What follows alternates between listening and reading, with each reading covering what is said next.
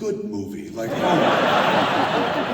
And you all fucking showed up, man, which means the world, you've shown up for me for my entire fucking career. You know, maybe not you, because you were fucking young when I started, but I eventually got your money and shit, but like, it's lovely, man. I've been able to do whatever I've wanted for nearly 30 years, and I would love to pay the audience back by being like, here's your money back, but I need that shit. So I like to pay them back with like little lessons, part in the movie, man. Throw something in the art that's useful for everybody. You know, I started the job just trying to make people laugh. And now I've lasted in the job long enough that I'm like, let's see what else I could do. And I also realized this shit has a much longer tail than I ever thought it would when I started my career. In the beginning, I was like, I just want to see Clerks. I just want to make it and see it and shit.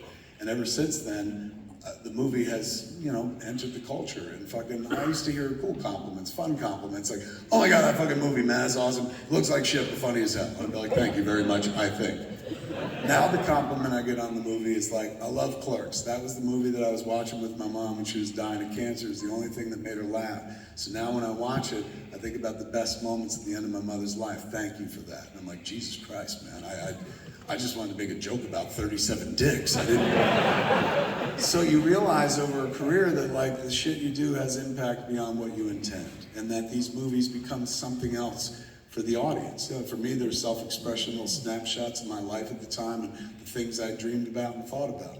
Later on, it enters the mainstream, it enters the culture, and it becomes something else, a buoy in a stormy sea for somebody. You know, fucking like I met a kid at a con recently. He had a copy of fucking Mallrats with him, VHS copy. Every one time I see one of those, I'm like, holy shit, look at how old this is, man. Fucking, he's like, I've had this my whole life. I was like, yeah, you're a fan? Where were you when it came out? We could have used the help, man. And the kid goes, let me tell you, you gave the help to me, because this has been my copy of Mallrats since I was a kid. I watched it all the time. And I was like, right on, thank you. He goes, you don't understand. My father beat me on a regular basis. I was an abused kid, and I was beaten for no reason every day. My life was hell on earth. And the only thing that made it livable was I would go into my room and I'd pop this in, I would go to the mall with Brody Bruce. Will you sign this? And I'm like, will I sign it? Can I adopt you? Like, it's incredible what people make in these fucking movies and shit. Now I know that. So going in now, I pre-plan. It's no longer just happenstance. It's no longer like, I'm gonna make a thing and hopefully people will get out of it what they will and they'll find the shit that they need. No, bullshit. Now I throw in something that I think that they might use. And there's 3 lessons of Clerks 3, man. Hopefully everybody walked with them tonight. If you didn't see them, I'll paint it for you very fucking clearly. The first one, very obvious. Pretty please, with sugar on it. I don't care how old you are. Get your heart fucking checked out. It's the story of this movie. I show you 2 heart attacks. If that doesn't sink in, I don't know what the fuck to do for you at that point.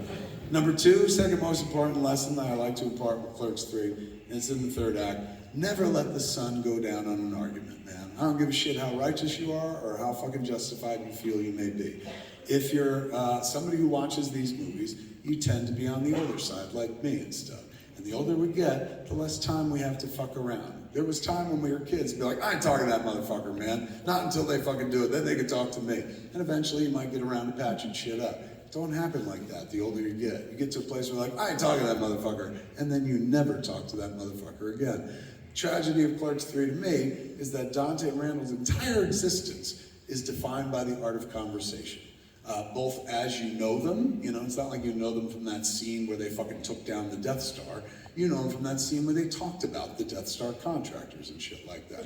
And in the movie of their lives, in the movie itself, conversation takes them from black and white to color. It allows them to escape the situations that they can't stand. Their entire being is predicated on the art of conversation. And the last conversation they have is the absolute worst conversation they have, and there's no fucking take back. Now, you could say, well, fucking Randall recut the movie and he apologized to Dante. That's meant to symbolize what happens when a motherfucker dies. You can give them all the flowers you want. At that point, they can't speak back and stuff.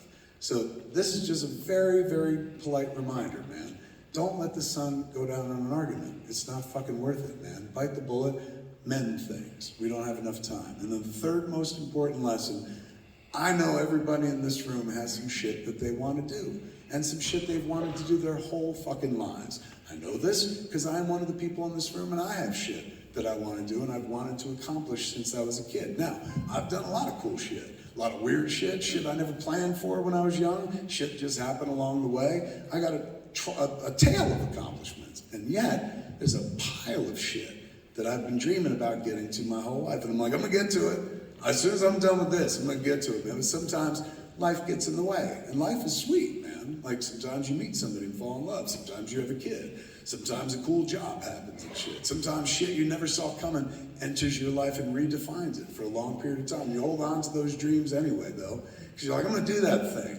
They're easy, they're cheap, they're fucking free, and one of the best forms of entertainment, because whenever you're bored, you can always go nibble on a dream. You can always work out, yeah, I'm gonna do this thing, man. As soon as I'm done with this, I just have to get rid of these 3 things, then I can fucking concentrate on that. I know this because this is the way my mind works, and I'm pretty sure everybody's mind works the same way. So, we went through all this trouble and spent all this money and gathered you all tonight for one very simple impression. Just wanted to nudge you, not tell you what to do, just a polite reminder. If you have something that you want to do and accomplish in this life, hurry the fuck up.